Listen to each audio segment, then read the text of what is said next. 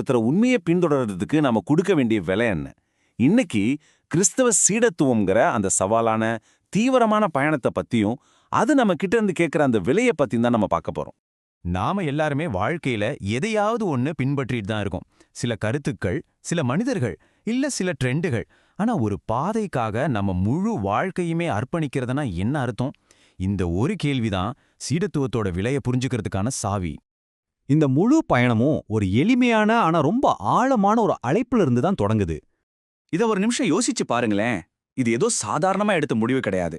அவங்களோட மீன்பிடி வலைகள், அதாவது அவங்களோட வாழ்வாதாரம், அவங்களோட அடையாளம் எல்லாத்தையும் ஒரே நொடியில விட்டுட்டு திரும்பி பார்க்காம போறது.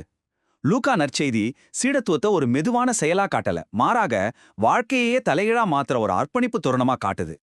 ஆனா இதுல ஒரு உண்மையான புரட்சியே இருக்கு. அது என்னன்னா, யாருக்கெல்லாம் இந்த அழைப்பு கொடுக்கப்பட்டதுங்கிறது தான். இது மத தலைவர்களுக்கு மட்டும் வரல.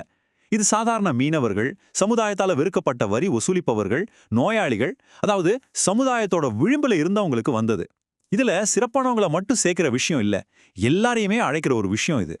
சரி, அந்த ஆரம்ப அழைப்பிலிருந்து இந்த பயணத்தோட தன்மைக்கே வருவோம். இது அந்த வழின்னு சொல்லப்படுற ஒரு புத்தம் புதிய பாதையில போறது பத்தினது. இது ஏதோ ஒரு புத்தகத்திலிருந்து விதிகளை மனப்பாடம் பண்ற மாதிரி இல்ல. இது ஒரு நேரடி பயிற்சி. அதே தூசி படிஞ்ச சாலைகள்ல நடக்கிறது, அவர் ஏழைகளை எப்படி நடத்துறாருன்னு பாக்குறது, அவர் போதிக்கும் போது அவர் குரலை நேரடியா கேட்கறது. சீடத்துவம்னா என்னன்னா, அருகாமலே இருக்கிறது, குரு கூடவே இருந்து கத்துக்கிறது தான். லூக்கா இதுல ஒரு தெளிவான வரிசையை காட்டுறாரு. முதல்ல இது ஒரு தனிப்பட்ட ஆம்ல தொடங்குது. ஆனா அந்த ஆம் அடுத்ததா ஒரு கவனிப்பு காலத்துக்கு வழிவகுக்குது. அதாவது வெறுமனே பார்த்து உள்வாங்கிறது. ஆனா முக்கியமா அதோட இது முடிறதில்ல. கடைசி படி என்னன்னா, ஒரு மாணவர் நிலையில இருந்து ஒரு செயலில் பங்கேற்பாளரா மாறுறது. நீங்களே அந்த பணியை முன்னெடுத்துட்டு போறது. ஆனா இந்த பயணம் வெறும் கத்துக்கிறதும் பின்பற்றுறதும் மட்டும் இல்ல. இதோட மையத்துல துன்பம் மற்றும் தியாகத்தோட ஒரு சின்னம் இருக்கு. நாம இப்போ சிலுவைக்கு வந்திருக்கோம். தாமஸ் கெம்பிஸ் இங்க நம்மள அதிர வைக்கிற ஒரு விஷயத்த சொல்றாரு. அவர் என்ன சொல்றாருன்னா, சிலுவைங்கிறது அந்த பாதையில ஒரு தடை இல்ல, அதுதான் பாதையே. அது ஒரு மாற்று பாதை கிடையாது, அதுதான் பிரதான சாலை. ரட்சிப்பும் ஜீவனும் அதுக்குள்ளதான் இருக்கு, அதை சுத்திட்டு போறதுல இல்ல. ஆக இங்கேதான் முக்கியமான மாற்றம் நடக்குது. ஒரு ஆசிரியரோட தத்துவத்தை ரசிக்கிறது வேற, ஆனா அவரோட துன்பத்துல பங்கெடுத்துக்கிறதுங்கிறது முற்றிலும் வேற. இந்த இடத்துல தான் சும்மா கேட்டுட்டு இருக்கிறது முடிஞ்சு செயல்ல இறங்குற, விலை கொடுக்க வேண்டிய பங்கேற்பு தொடங்குது. பாரம்பரிய சிலுவை பாதை இந்த பயணத்தோட ஒரு சக்தி வாய்ந்த வரைபடத்தை நமக்கு காட்டுது. இது ஒரு அநியாயமான கண்டனம், ஒரு பெரிய சுமையை சுமக்கிறது, அந்த பாரத்தால கீழே விழுறது, அப்புறம் இறுதி தியாகம்னு ஒரு முழு கதையும் சொல்லுது. இது வெறும் ஒரு வரலாற்று பதிவு கிடையாது, இது விலை மதிப்பற்ற சீடத்துவ பாதையோட ஒரு குறியீடு பிரதிநிதித்துவம். ஆனா லூக்கா இதுல ரொம்ப முக்கியமான, எல்லாத்தையும் மாத்தக்கூடிய ஒரு வார்த்தையை சேர்க்கிறார்: அனுதினமும். இந்த ஒரு வார்த்தை சிலுவைய ஒருமுறை நடந்த வரலாற்று நிகழ்விலிருந்து நம்மளோட அன்றாட யதார்த்தமா மாத்திடுது. இது ஏதோ ஒரு நாள் செய்யற பெரிய தியாகத்தை பத்தினது இல்ல, ஆனா ஒவ்வொரு நாளும் நாம செய்யற சின்ன சின்ன சுயமறுப்பு தேர்வுகளை பத்தினது.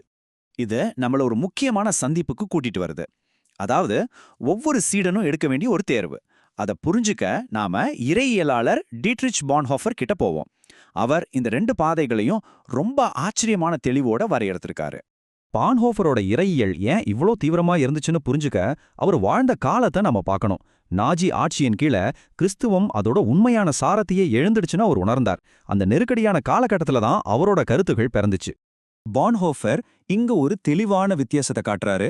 ஒரு பக்கம் மலிவான கிருபை, இதுக்கு எந்த விலையும் இல்ல, இது ரொம்ப வசதியான எளிதான ஒரு நம்பிக்கை, இது மனமாற்றம் இல்லாத மன்னிப்பு.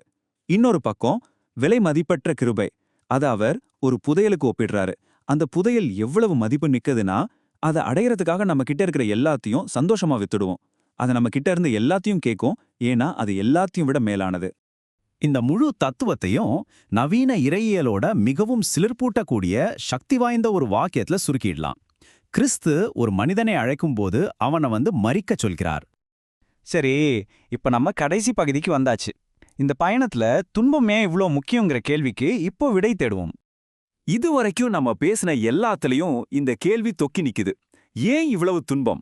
ஏன் இந்த பாதை தியாகத்தால நிரம்பிருக்கு?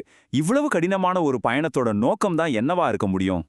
இதுக்கான பதில் ஒரு ஆழமான கருத்துல இருக்கு. துன்பம் அர்த்தமில்லாததா இருக்கணும்னு அவசியம் இல்ல.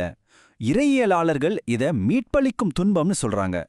போப் ஜான் பால் II கருத்துப்படி நம்மளோட தனிப்பட்ட போராட்டங்களை நாம கிறிஸ்துவின் தியாகத்தோட உணர்வுபூர்வமா இணைக்கும்போது அதுக்கு ஒரு சக்தி வாய்ந்த புதிய நோக்கம் கிடைக்குது. இந்த மேற்கோள் உண்மையிலேயே புரட்சிகரமானது. கிறிஸ்து உலகத்திலிருந்து துன்பத்தை நீக்கல, அதுக்கு பதிலா அதோட தன்மையே மாத்தி அமைச்சார்னு இதை சொல்லுது. அவரோட தியாகத்தின் மூலமா நம்மளோட சொந்த வலி, அது ஒரு நோயா இருக்கலாம், இழப்பா இருக்கலாம், இல்ல வேற எந்த கஷ்டமா வேணா இருக்கலாம், அது மிகப்பெரிய ஒன்றின் பகுதியா மாற சக்தி பெறுது. அதுதான் மீட்பின் பணி. அப்போ இதுல இறுதி நோக்கம் துன்பம் கிடையாது, மாற்றம். இந்த கடினமான பாதையோட இறுதியில நாம வெறும் துன்பப்பட்டவங்களா இல்லாம கிறிஸ்துவின் மீட்பு பணியில பங்காளிகளா உருமாறியிருப்போம். இதுதான் அந்த பயணத்தோட உண்மையான நோக்கம். ஆக கடைசியா நம்ம ஒரு முரண்பாட்டோட முடிக்கிறோம். விலைமதிப்பற்ற கிருபையோட பாதை நம்மகிட்ட இருந்து எல்லாத்தையும் கேக்குது. ஆனா நாம பார்த்த மாதிரி மலிவான கிருபையோட பாதை அதுக்கு எந்த செலவும் இல்லாத மாதிரி தோணினாலும் இறுதியில உண்மையிலே முக்கியமான ஒன்று நம்மகிட்ட இருந்து பறிச்சிடலாம். அதுதான் மாற்றம். அப்ப இறுதி கேள்வி சீடத்துவத்தோட விலை என்னங்கிறது மட்டும் இல்ல, ஆனா எந்த விலையும் கொடுக்காத பாதையை தேர்ந்தெடுப்பதால நாம எதை இழக்கிறோங்கிறது தான்.